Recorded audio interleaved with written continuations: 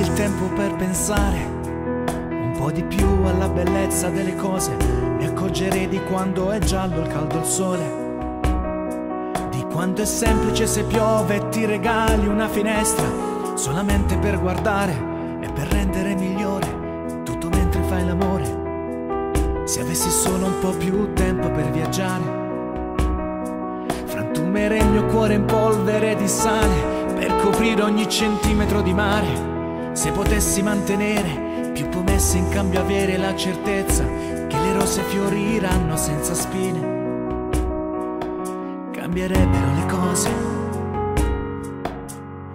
Ti immagini se con un salto si potesse anche volare, se in un abbraccio si potesse scomparire, e se anche i baci si potessero mangiare, ci sarebbe un po' più amore e meno fame,